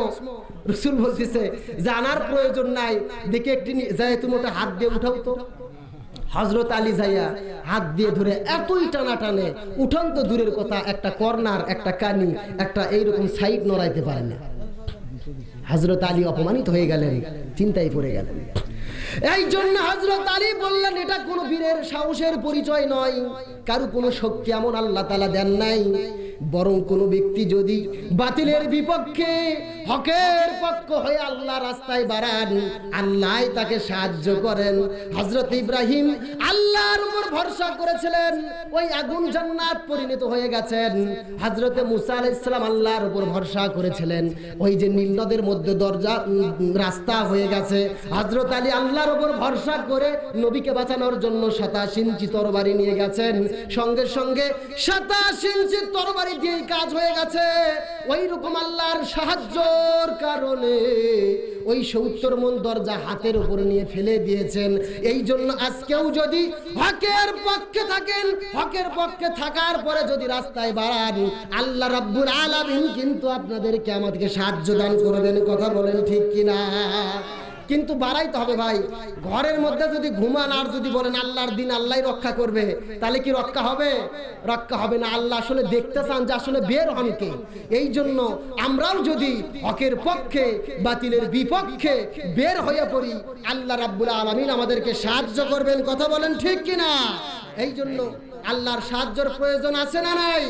এই জন্য আল্লাহর সাহায্যের প্রয়োজন আছে। এই জন্য একটা কথা বলি, দেখেন তো, এখন বর্তমানে যে সমস্ত ডাক্তার আছে, এই ডাক্তারগুলোর একটা ওস্তাদ আছে না, ডাক্তারি শেখে, এরকম ওস্তাদ আছে না? একজন মনে করেন যে শিক্ষক আছে, সেই শিক্ষকের কিন্তু একটা ওস্তাদ আছে। ওস্তাদ আছে না? একজন যে গাছের মানে গাড়ির ড্রাইভার, গাড়ি চালায়, বাস চালায়, হেল্পার, এরও কিন্তু ওস্তাদ আছে। একজনের কাছ থেকে সে গাড়ি চালান শিখছে। কথা বলেন ঠিক কিনা? একজন গাড়ি চালকের যদি উস্তাদ থাকে, একজন শিক্ষকের যদি উস্তাদ থাকে, একজন ডাক্তারের যদি উস্তাদ থাকে, বর্তমান বিশ্বের বাংলাদেশের তামাম বক্তার উস্তাদ হলেন আল্লামা দিলওয়ার হোসেন সাঈদী। কথা বলেন ঠিক কিনা? নারে তাকবীর, নারে তাকবীর। সে কোন দল করেন এটা বড় কথা নয়, কিন্তু কোরআনের জন্য কোরআনের এমন ব্যাখ্যা বিশ্লেষণ তিনি করেছেন, এমন সুন্দর জ্ঞান আল্লাহ তাআলা দান করেছেন, যেই জ্ঞানের মানুষ কিন্তু আমরা খুঁজে পাই না। কথা বলেন ঠিক কিনা? এই জন্য ওস্তাদের সঙ্গে বেয়াদবি করার কোনো সুযোগ নাই। আপনি যে দল করেন সমস্যা নাই, কিন্তু দল মতের ঊর্ধ্বে আমাদের প্রাণের প্রিয় সমস্ত বক্তার ওস্তাদ আল্লামা দিলওয়ার হোসেন সাইদি। কথা বলেন ঠিক কিনা?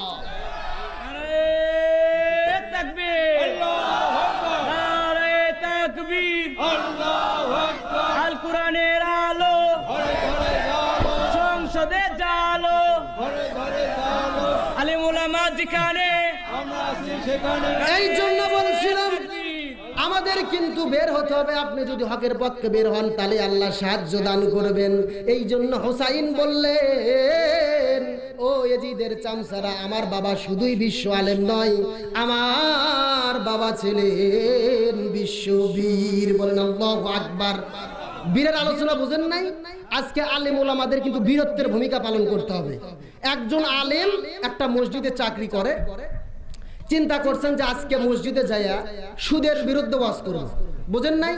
সুদের বিরুদ্ধে যত আয়াত হাদিস আছে সব কিছু লিখে নিয়ে যায় রেডি, সুদের আলোচনা করবে। সামনে দেখে মসজিদের যে ক্যাশিয়ার, এই ক্যাশিয়ার সুদ খায়। বুঝেন না? চিন্তা করছে যে এই সুদের ওয়াজ যদি করি, এমনি তো ক্যাশিয়ার মাছ শেষ হলে দেখা হলে লাখ ছিটকাই। বুঝেন না? মাছ শেষ হয়েছে মানে বেতন দেওয়া লাগবে, দেখা করলে আর এক দিক দিয়ে ঘুরে যায়, রাস্তা থেকে জমিতে ঘুরে যায়। চিন্তা করছে ক্যাশিয়ারের বিরুদ্ধে ওয়াজ কিভাবে করি, ক্যাশিয়ার তো সুদ খাই। আরে সুদ বাদ দিলাম, সুদ ছাড়া কি ওয়াজ নাই কোরআনে? এ আছে না? বাদ দিলাম, সুদ বাদ। সুদ বাদ দিয়ে চলে গেছে। পরের দিন চিন্তা করছে যে ঘুষের ওয়াজ করব, যেন এই ঘুষ খুবই সমস্যা বাংলাদেশে, ঘুষকে প্রতিরোধ করা দরকার। পরের দিনে ভাই কোরআন হাদিস যা ছিল ঘুষের বিরুদ্ধে সব নিয়ে যে রেডি, সে আলোচনা করবে। এখন মসজিদের সভাপতি হলো কাস্টম অফিসার, মাস 6 পরে একবার করে দেশে আসে, মনে করেন অফিসে চাকরি করে, কিন্তু মাঝে মধ্যে 1 লাখ টাকা করে দান করে। এই জন্য কাস্টম অফিসারকে সভাপতি বানাইছে। বুঝেন নাই? তে সেই দিন জুমার দিনে যায় দেখে ওই কাস্টম অফিসার এসে সামনে বসছে। চিন্তা করছেন যদি আজকে ঘুষের বিরুদ্ধে ওয়াজ করি তাহলে তো আমার চাকরি শেষ। বুঝেন নাই? কত সারা ঘুষ বাদ দিলাম রে, যা ঘুষ ছাড়া কি ওয়াজ নাই, চাকরি টিকান লাগবে, ঘুষ বাদ দিয়া। পরের সপ্তাহে চিন্তা করছে যে না, অবস্থা খুবই খারাপ, মা বোনদের পর্দার জন্য আলোচনা করার দরকার। এই জন্য পর্দার যত কোরআন আয়াত হাদিস আছে সবগুলো এক জায়গায় করে মসজিদে যাইয়া সবে মাত্র আলোচনা শুরু করবে পর্দার। এমন সময় দেখে সামনে যে কয়টা মুসল্লি বসে আছে, প্রত্যেকের স্ত্রী, প্রত্যেকের ছেলে মেয়ে, কারু পর্দা নেই। কি বুঝলেন? চিন্তা করছে যে পর্দার ওয়াজ যদি আজকে করি তাহলে মনে হয় চাকরি আজ থেকেই শেষ, চাকরি ক্যান্সেল। চিন্তা করছে বাদ দিলাম।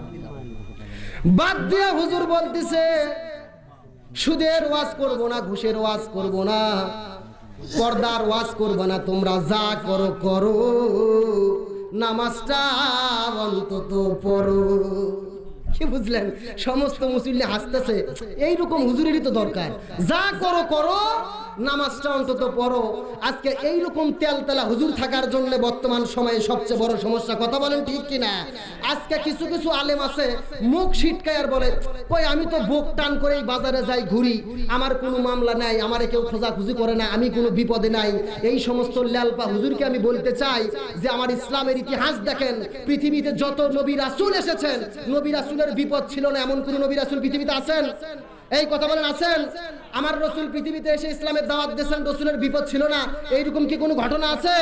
নাই। এখান থেকে সাক্ষী বোঝা যায় পৃথিবীতে ইসলামের সত্য কথা হলো এই, নবী রাসূল বলেন, হকের পক্ষের কথা বলেন, সত্যের পক্ষের লোক যারা হবে তাদের সমস্যা পৃথিবীতে থাকবে। কথা বলেন ঠিক কিনা? এই জন্য আল্লাহ রাব্বুল আলামিনের রাসূল বলেছেন, আদ-দুনিয়া উসজনুল মুমিনিন, এই পৃথিবী হচ্ছে মুসলমানদের জন্য জেলখানা। আপনাকে আল্লাহর রাসূল বললেন পৃথিবী জেলখানা, আপনি লেলপা হুজুর তেলতেলা মেরে ঘোরেন আর বলেন আমার কোনো সমস্যা নাই। এখানে বুঝতে হবে যে এই সমস্ত হুজুরেরা বলে আমাদের কোনো সমস্যা নাই, তারাই আজকে ভুল পথে আছে। কথা বলেন ঠিক কিনা? আপনি যদি সঠিক পথে থেকে থাকেন আপনার বিপদ থাকবে। এই জন্য আমাদের আলেমদেরকে হকের পক্ষে থাকতে হবে। এই জন্য হোসাইন বললেন যে আমার বাবা শুধুই বিশ্ব আলেম নয়, আমার বাবা ছিলেন বিশ্ব বীর, বীর ছিল। এইদিকে গাড়ির সুরের মধ্যে আমার রসুল কান্নায় অস্থির হয়েছেন। মাত্র 8 বছর গেছে। বলেন কয় বছর? মাত্র 8 বছর যাওয়ার পরে এমন একটা অবস্থার সৃষ্টি হলো, আল্লাহ রসুল সমস্ত সাহাবায়ে কিরামদেরকে নিয়ে 10,000 সাহাবী নিয়ে মক্কা বিজয় করলেন। সমস্ত মক্কার কাফের মুশরিকরা পালিয়ে চলে গেল। হযরত আবু বকরের চোখ দিয়ে আবার চরচর পড়ে। আমার রাসূল ডাকতে বলেন, আবু বকর তুমি কাঁদো কেন? আবু বকর বলে, ইয়া রাসূলুল্লাহ, সেই গারে সুরের মধ্যে আমি দুঃখের কান্না কেঁদেছিলাম। আপনি বলেছিলেন ধৈর্য ধরো, কয়েকদিন পর অবস্থার পরিবর্তন হবে। মাত্র 8 বছর চলে গেছে, গোটা মক্কা আমাদের, আজকে কোন কাফের মুশরিক কুরাইশ নাই। আমার নবী বলেন, ও আবু বকর তোমাকে ধৈর্য ধারণ করতে বলেছি। 8 বছরের যেই সমস্ত আদর্শ বাস্তবায়ন করেছি। আমার নবী মদিনায় হিজরত করলেন, সুন্দর এমন একটা রাষ্ট্র গঠন করলেন, এমন একটা কোরআনের সংবিধান দিয়ে রচনা পূরণ করলেন। এই কোরআন অনুযায়ী দেশ পরিচালনা করার জন্য ওই সময়কার ঐতিহাসিক বিদগুণ বলেন, আমার রাসূল এমন একটা সমাজ গড়েছেন, যেই সমাজে ভিক্ষুকদের কাছে কোনো ভিক্ষার অভাব ছিল না। যে ব্যবসা করত ব্যবসার উন্নতি হয়েছে, যে চাকরি করত চাকরির উন্নতি হয়েছে, কারো কোনো অভাব ছিল না, সুন্দরভাবে রাষ্ট্র পরিচালনা করেছে। তার মানে হলো এই কোরআন সংবিধান হওয়ার কারণে আল্লাহ রাব্বুল আলামিন বলেছেন লিকুল্লি তিবিয়ানান, এটা এমন একটা কোরআন যার মধ্যে সব আছে, আপনি কি চান সব আছে এই কোরআনের মধ্যে। এই কোরআনের সমস্ত বিধানগুলিকে বাস্তবায়ন করার জন্য এমন একটা সুন্দর সমাজ গঠন করা সম্ভব হলো। আমার নবী একে একে 27টি যুদ্ধের নেতৃত্ব দিয়ে জিহাদ করলেন, সুন্দর রাষ্ট্র গঠন করে মক্কা বিজয় হলো। আজকেও আমরা ধৈর্য ধারণ করেছি, মুসলমানদের দুর্দিন হয়েছে, কোনো সমস্যা নাই। আমরা যদি ধৈর্য ধারণ করে আল্লাহ রাব্বুল আলামিনের পক্ষে টিকে থাকি, আল্লাহ তাআলা ধৈর্যের পরীক্ষা নিয়ে গোটা পৃথিবীতে মুসলমানদেরকে ক্ষমতা এবং রাজত্ব দান করবেন। কথা বলেন ঠিক কিনা? এই জন্য মা ফাতেমা কবরের মধ্যে শুয়ে আছেন। হযরত আলী বললেন, আল্লাহ, এই ফাতেমাকে আমি চিনতে পারলাম না। আমি তাকে আরামের খাবার কখনো দিতে পারি নাই, আমি তাকে আরামের ঘুম কখনো দিতে পারি না। এই ফাতেমা কে? আল্লাহ, কে এই ফাতেমা? ও ফাতেমা, তুমি তো সন্তানগুলোকে ঘুমিয়ে দিয়ে গেছো। তুমি যখন পৃথিবী থেকে বিদায় নিয়ে চলে গেছো, সকাল যখন হবে, ওই আমার ছোট্ট ছোট্ট হাসান হুসাইন যখন আসবে, আমি কিভাবে কবর দেখে দেব? হযরত আলী বললেন, ও সবুজ রঙের বাতি, কে গো তুমি? কে? কই থেকে তুমি এসেছো? কে তোমাকে ঝুলিয়ে দিয়েছে? কোথায় থেকে তুমি এসেছো? ও সবুজ রঙের বাতি। হযরত আলী মা ফাতেমা কি কবরস্থ করার পরে কবরকে বললেন, কবর, খবরদার তুমি এখান থেকে চলে যেও না। সকালবেলা হাসান হোসাইনকে আমি কিভাবে বুঝাবো? এইরকম ভাবে আল্লাহর কাছে ফরিয়াদ করতেছেন, আর মা ফাতেমার গুণ কীর্তন করতেছেন। একদিন আল্লাহর নবীর কাছে, আল্লাহর নবী মসজিদুন নববীতে আসর নামাজ শেষ করেছেন, সেখান থেকে বের হয়ে চলে যাচ্ছেন। সাহাবায়ে কিরাম বললেন, ইয়া রাসূলুল্লাহ, আপনি একটু আমাদের মধ্যে বয়ান করুন। আমার নবী বললেন, সব সময় আমার বয়ান করলে চলবে না, আমার একজন মা আছেন, আদরের মা ফাতেমা, তার কাছে যেতে হবে। আমার রাসূল মা ফাতেমার কাছে গেলেন, দরজায় যে নাড়া কাটলেন, ফাতেমা একটু দরজা খোল, মা একটু দরজা খোল। ফাতেমা বললেন, আব্বা, আমি এখন বড় হয়েছি, আপনি যখন তখন আমাকে ডাকবেন আর আমি দরজা খুলে দেবো, এটা হবে না। আমি তো অনেক বড় হয়ে গেছি, আমার পুরো শরীরটা ঢাকার মতো পোশাক আমার কাছে নাই, আমি আপনার সঙ্গে কিভাবে দেখা করব? এই মা ফাতেমা দেখা করলেন না। একদিন আল্লাহর নবীকে বলা হয়েছিল যে মা ফাতেমা আল্লাহর নবীর মেয়ে হওয়ার কারণে আল্লাহ তাআলা এত সম্মান দান করেছেন, কিন্তু আল্লাহর নবী বলেছেন, ও আল্লাহ, ফাতেমাকে এত সম্মান কেন দান করা হলো? আল্লাহ রাব্বুল আলামিন বলেছেন, ইয়া রাসূলুল্লাহ, এই পৃথিবীর আপনাকে আমি উত্তম আদর্শ স্থাপন করেছি, আর মহিলাদের সবার জন্য আমি আদর্শ দিয়েছি মা ফাতেমাকে। আর মা ফাতেমার এত সুন্দর মর্যাদা পাওয়ার কারণ হলো মা ফাতেমা পর্দা মেনে চলেছে। আজকে আমার মা বোনদেরকে বলি, এই পর্দার বিধান যদি মেনে চলতে পারেন, মা ফাতেমার মতন কিন্তু আপনার মর্যাদা হবে, মা ফাতেমার সঙ্গে আপনি জান্নাতে চলে যাবেন। হযরত আলী বললেন, ও সবুজ রঙের বাতি, কই থেকে আসলে, কই থেকে আসলে? এমন সময় হঠাৎ করে দেখে সবুজ রঙের বাতি ওখান থেকে উধাও হয়ে চলে গেছেন, কবরটাকে আর খুঁজে পাওয়া যায় না। হযরত আলী বললেন, আল্লাহ গো, এমন কি পরীক্ষার মধ্যে আমাকে ফালালে, কবরটা খুঁজে পাওয়া যায় না। এই সবুজ রঙের বাতি কান থেকে চলে গেল, গায়েব থেকে আওয়াজ আসে, ও হযরত আলী, এই পৃথিবীতে মা ফাতেমা এত সুন্দর পর্দা করেছেন, আল্লাহ রাব্বুল আলামিন এই পর্দাকে পছন্দ করেছেন, আর পছন্দ করার কারণে আল্লাহ তাআলা হযরতে মা ফাতেমার কবরকেও পর্দাশীল করে ওখান থেকে গায়েব করে দিয়েছেন। আর গায়েব করার কারণে এই মা ফাতেমার কবর হচ্ছেন জহুরা। জহুরা ডিগ্রি দেওয়া হয়েছে। জহুরা অর্থ হচ্ছে মানি মুক্তা। মানি মুক্তার কথা কিন্তু আমরা মুখে মুখে শুনি, কিন্তু কখনো দেখতে পারি না। ঠিক আমার মাকে আল্লাহ তাআলা মা ফাতেমাকে সেই জহুরা নামে ডিগ্রি দিয়ে এই পৃথিবী থেকে কবরকে আল্লাহ তাআলা পর্দাশীল করে দিয়েছে। এই জন্য আলোচনা করেছিলাম যে আমার নানা শুধু বিশ্ব নবী নয়, বিশ্ব নেতা। আমার বাবা শুধু বিশ্ব আলেম নয়, আমার বাবা হলেন বিশ্ববীর। আর আমার মা শুধু খাতুনে জান্নাত নয়, মা হলেন ফাতেমাতুজ জহুরা। সুতরাং যদি তোমরা ইসলামের কিছু অংশ মেনে চলো আর কিছু অংশ অস্বীকার করো, তোমরা হলে জিদ মার্কা মুসলমান। পুরো আলোচনার মাধ্যমে আমি রাসূল সাল্লাল্লাহু আলাইহি সাল্লামের আদর্শ সম্পর্কে আলোচনা করতে চেয়েছি। রাসূল সাল্লাল্লাহু আলাইহি সাল্লামের যে আদর্শ সম্পর্কে আমরা জানলাম, ইনশাআল্লাহ এর আদর্শকে অনুধাবন করে আমরা যদি দুনিয়ায় পরিচালিত হতে পারি, আল্লাহ তাআলা আমাদের ইহকালীন শান্তি, পরকালীন মুক্তি দান করবেন। বলেন আল্লাহুম্মা আমিন।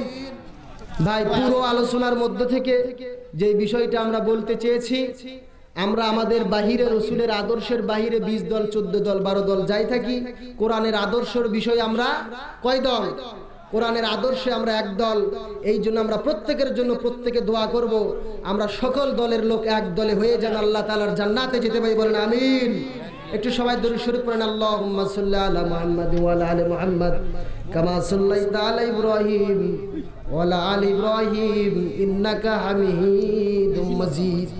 আল্লাহুম্মা বারিক আলা মুহাম্মাদ ওয়া আলা আলি মুহাম্মাদ কামা বারাকতা আলা ইব্রাহিম ওয়া আলা আলি ইব্রাহিম ইন্নাকা হামিদুম মাজিদ। ভাই, 2টা পার হয়ে গেছে। আসলে এটা আমি কি বলবো বলেন, আমাকে উঠাই দিছে 11টার পর। এখন আলোচনা উঠাইছি, যদি আলোচনাটা শেষ না করা হয় প্রত্যেকের সমালোচনা করবে যে হুজুর আলোচনা রেখে গেছে। কথা বলেন ঠিক কিনা? এই জন্য একটু রাত হয়েছে।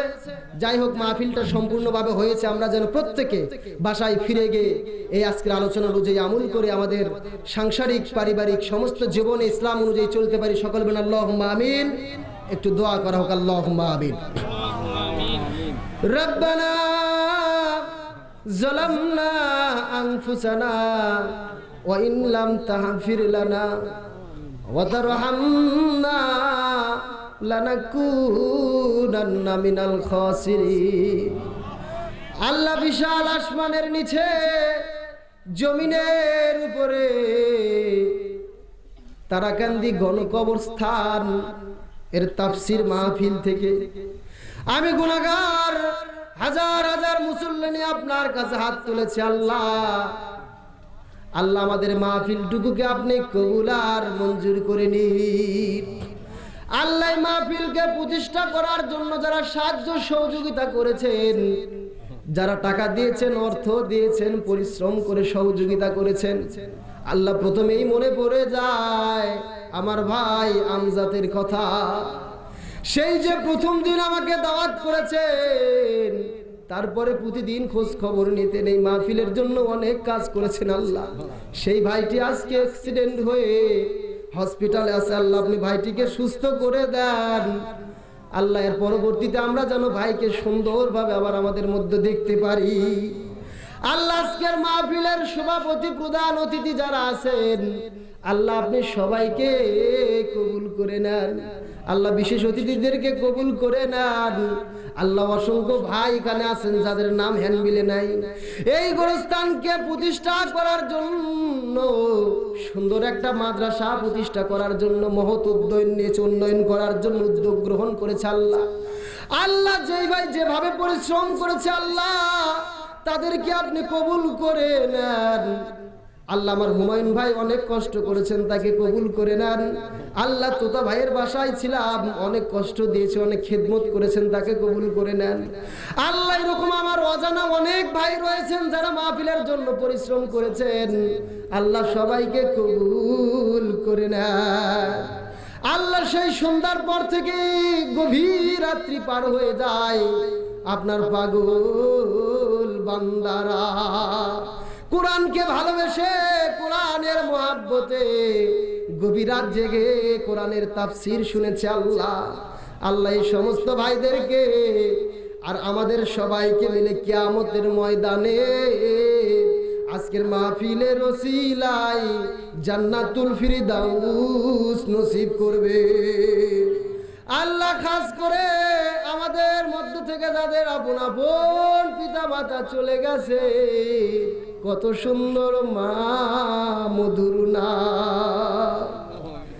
মা সারা আপন কেহ নাই রে দুনিয়ায়, আমার মা জননী নাই রে যার, এই দুনিয়ায় তাহার কেহ নাই, মায়ের মতন আপন কেহ নাই রে দুনিয়ায়।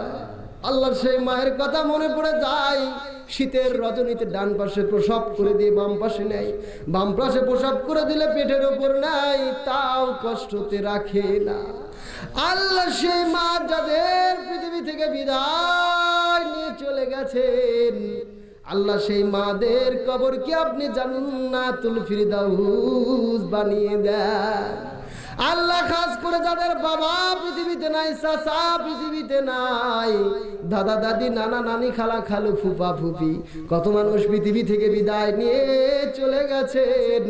আল্লাহ সমস্ত আত্মীয় স্বজন যারা পৃথিবী থেকে চলে গেছেন, এই মাহফিলের ওসিলায় তাদের কবরকে জান্নাতের টুকরা বানিয়ে দিই। আল্লাহ খাস করে এই তারাকান্দি গণকবরস্থানের উদ্যোগে আজকের মাহফিল, এই গণকবরস্থানে যত মানুষ শায়িত হয়েছে, আল্লাহ আল্লাহ প্রত্যেকের মানুষকে লোকে আপনি জান্নাতের মেহমান হিসেবে কবুল করে নেন। আল্লাহ সমস্ত মাইয়াতদেরকে কিয়ামতের আগ পর্যন্ত যত সিংহায় ফুৎকার হয়ে যাবে, মানুষগুলো কবর থেকে উত্তোলিত হবে, ওই উত্তোলিত হওয়ার পূর্ব পর্যন্ত সুখের ঘুম ঘুমায় দেন।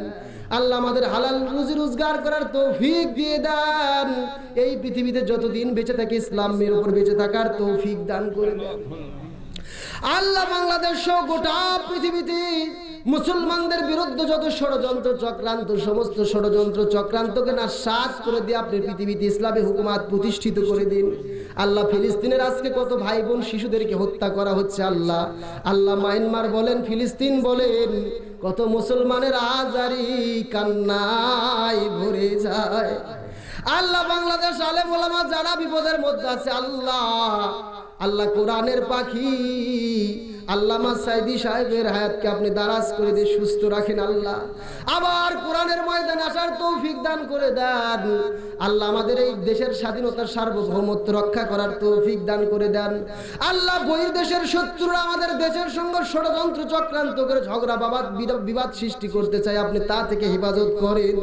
আল্লাহ আমাদের এই দেশের সমস্ত দলাদলি বাদ দিয়ে সমস্ত মানুষকে এক কোরআনের প্রেমিক সৈনিক হিসেবে কবুল করে নেন। আল্লাহ সমস্ত দলের ভাইদের মনে আপনি মহব্বত সৃষ্টি করে দেন, সমস্ত ঝগড়া বিবাদকে দূর করে দিয়ে ভাই ভাই হিসেবে এই পৃথিবীতে বসবাস করার তৌফিক দান করে দেন। আল্লাহ অসংখ্য ভাই আজকের মাহফিলে দান করেছেন। আল্লাহ 1 লাখ থেকে শুরু করে 1 টাকা পর্যন্ত, গম থেকে শুরু করে ভুট্টো, ধান, যে যা দান করেছে, আল্লাহ আপনি তো জানেন। আমি অসংখ্য ভাইয়ের নাম এখানে ঘোষণা করতে পারি না এই সময় স্বল্পতার জন্য। আল্লাহ যে যেখান থেকে যেভাবে দান করেছেন, সেই দানের ওসিলায় করে কিয়ামতের ময়দানে আপনি জান্নাত নসিব করবেন। আল্লাহ আমার অসংখ্য মা বোন আজকে আলোচনা শুনেছেন, আমি শুনেছি। পুরুষদের চেয়েও মেয়েদের উপস্থিতি আরো হাজার হাজার। আল্লাহ সুন্দর মা বোনদেরকে আপনি পর্দা সহিত বেঁচে থাকার তৌফিক দান করে দেন। আল্লাহ তাদের মধ্যে ইসলামের আলো প্রতিষ্ঠা করে দেন। আল্লাহ আল্লাহ আজকে মা ফাতেমার আলোচনা করা হয়েছে, মা ফাতেমার সঙ্গে জান্নাত নসিব করে দেন। আল্লাহ আমি গুনাহগার, আমার দোয়া আপনি কবুল করতে না পারেন। অসংখ্য হাজি সাহেব এখানে আছেন, অসংখ্য মুরব্বী বাপ জানেরা আছেন, অসংখ্য কচি কাতা শিশু আছেন। আল্লাহ যার হাতকে আপনি কবুল করেন সেই হাতের ওসিলায় করে আমাদের এই গভীর রাত্রির দোয়াটি আপনি কবুল করে নেন। আপনাদের যার যা মনের চাওয়া আছে একটা আল্লাহর কাছে চান। ইয়া রাব্বুল আলামিন, কার মনের কি আশা আপনি পূর্ণ করে দেন। এক মার সন্তান হয় না, আল্লাহ আপনি তাকে কবুল করে দেন। এক নাতি অসুস্থ, আপনি সুস্থ করে দেন। আমজাদ ভাইকে সুস্থ করে দেন আল্লাহ। ইয়া রাব্বুল আলামিন, আল্লাহ খাস করে এই পৃথিবী থেকে যখন আমরা বিদায় নিয়ে চলে যাব, কিয়ামত শুরু হয়ে যাবে, সূর্য মাথার উপর এসে যাবে। এখান থেকে লক্ষ কোটি দূরে সূর্য যখন আলো দেয়, বেশি তাপমাত্রা দিলে সহ্য করতে পারি না। সেই সূর্য যখন মাথার উপর এসে যাবে, মানুষের মাথার মগজ গলে গলে পড়ে যাবে। একটু সবাই চোখ বুজে চিন্তা করেন, কত মানুষের জানাজার নামাজ আমরা পড়েছি, কত মানুষ পৃথিবী থেকে বিদায় নিয়েছে, কত মানুষের কবরে আমরা মাটি দিয়েছি, কত মানুষের কবরে আমরা জানাজার নামাজ পড়ে দাফন সম্পূর্ণ করে দিয়েছি। একদিন আমরা সবাই চলে যাব। আল্লাহ যেদিন চলে যাব, দিনটা যেন জুমার দিন হয়, মাসটা যেন রমজান মাস হয়। আল্লাহ পৃথিবী থেকে বিদায় নেওয়ার কালে আমাদের প্রত্যেকের জমানে জারি করে দেবেন কালেমা লা ইলাহা ইল্লাল্লাহু মুহাম্মাদুর রাসূলুল্লাহ সাল্লাল্লাহু আলাইহি সাল্লাম। আসসালামু আলাইকুম ওয়া রাহমাতুল্লাহ।